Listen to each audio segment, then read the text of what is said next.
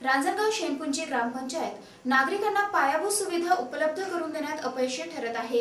येथील नागरिकांना रस्ते, पाणी आणि परिसरात असलेल्या अस्वच्छतेला सामोरं जावं लागत आहे।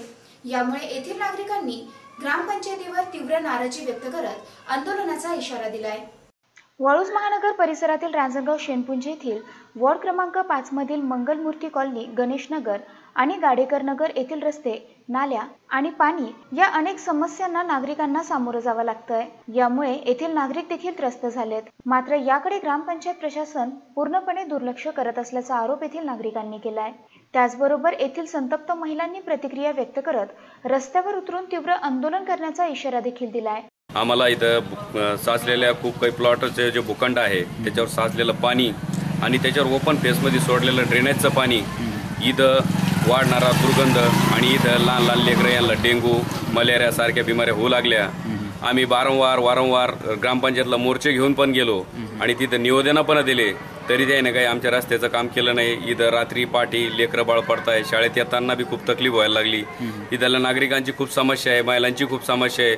2-3 लोक इथं हॉस्पिटलमध्ये आम्ही धाडले। आता 2-3 ॲक्सिडेंट झाले, गाडी स्लिप झाल्यामुळं कोणाचा पाय फ्रॅक्चर झाला आणि रात्रीच एक म्हातारी पडून तिचं बी खूप रात्री अंधारात, इथं लाईट नसल्यामुळं प्रशासनाने इथं काही खांब्यावर लाईट नाही लावलेली आहे। इथं ड्रेनेजचं पाणी नाही, इथं ड्रेनेज नाही, इथं पुन्हा एमआयडीसीचं पाणी वेळेवर सोडत नाहीये। बार सांगून बी ग्रामपंचायत काही त्या गोष्टीकडे काही त्या वस्तूकडे काही लक्ष देत नाहीये। आणि आमची ह्या नागरिकांची एकच मान आहे का आम्हाला ग्रामपंचायतनं इथं आमच्या रोडची सुविधा करून द्यावी व पाण्याची आम्हाला सुविधा करून द्यावी, आम्हाला लाईट टायमावर द्यावी आणि हे रोडवर जे आमचे नागरिक आहे, इथं जे प्लॉट आहे त्याची जे पाणी तुंबतंय आणि त्या पाणी तुंबल्यामुळं आमच्या मुलाबाळाला, लहान मुलाला जे डेंग्यू, ताप वगैरे होत आहे ते फक्त आम्हाला सुविस्थित रोड सगळे चांगले करून एकदम व्यवस्थित द्यावे, बस एवढीच आमची मागणी आहे नागरिकांनो। या ग्रामपंचायतनं कुठली इकडं 5 नंबर वार्डामध्ये गणेश नगर आणि मंगलमूर्ती, गाडेकर नगर या 5 नंबर वार्डामध्ये आहे।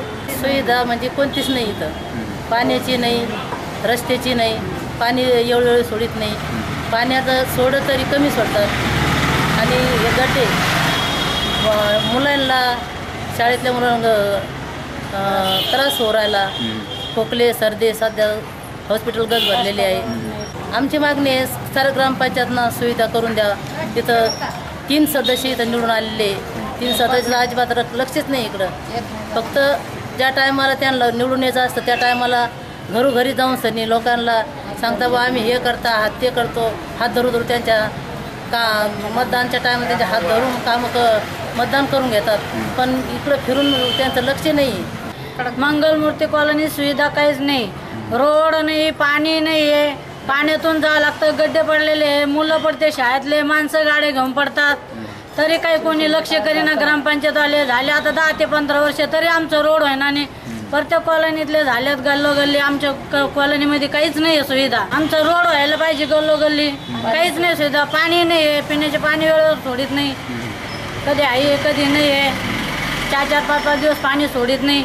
आमची मागणी रोड पाहिजे आम्हाला, क्लिअर रोड नाही आहे, जायसाठी रस्ता लगेच नाही, आम्हाला पाणी नाही आहे, पाणी पाहिजे। आणि आमची मागणी एवढी आहे ग्रामपंचायतकडे की आमचा जो रस्ता आहे तर रस्त्याचा आम्हाला खूप त्रास आहे। गल्ली एकदम तर पहिलीच तर गल्ली आमची छोटी आहे आणि त्यामधून मधला जो ड्रेनेज लाईनसाठी जो खोदकाम केलं होतं ते अद्याप ग्रामपंचायतवाल्यांनी त्याची काहीच व्यवस्था केलेली नाही, तरी त्वरित त्या रस्त्याची व्यवस्था आम्हाला ग्रामपंचायतनं करून द्यावी आणि आमच्या बाजूला जे दारूचं दुकान आहे ते पण त्वरित हटवावे। त्याचा खूप काही त्रास होत आहे आम्हाला। रात्री आमच्या गल्लीत लोक दारू येतात आणि त्या दुकानात त्वरित हटवले गेले पाहिजे आणि आम्हाला जी रस्त्याची व्यवस्था गल्लीमध्ये पाहिजे ती पण त्वरित करून द्यावी ग्रामपंचायतनं। एवढी आमची मागणी आहे, ती त्वरित पूर्ण करावी। 20 वर्षापासून ही कॉलनी झालेली आहे, आम्ही इथं रहिवासी 20 वर्षापासून, आमचं 20 वर्षापासून काही एक होत नाही। आम्ही प्रत्येक जणाला निवडून देऊन पाहतो, पण कुणी पण ज्याचे त्याच्याच पाहत आहे। आमची समस्या काहीच कुणी निवारण करत नाही।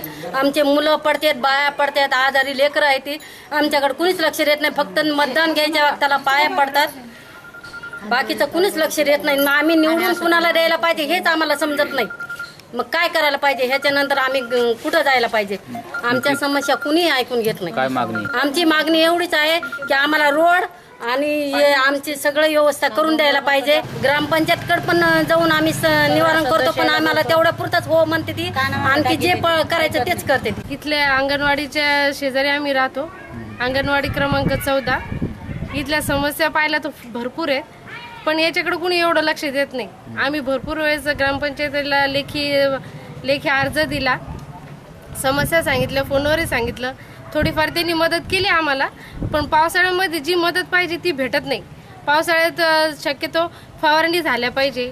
आमच्या इथं टॉयलेटचं पाणी, बाथरूमचं पाणी सर्वत्र बाहेरच फिरतं, त्याच्यावरच ते मच्छर बसतात.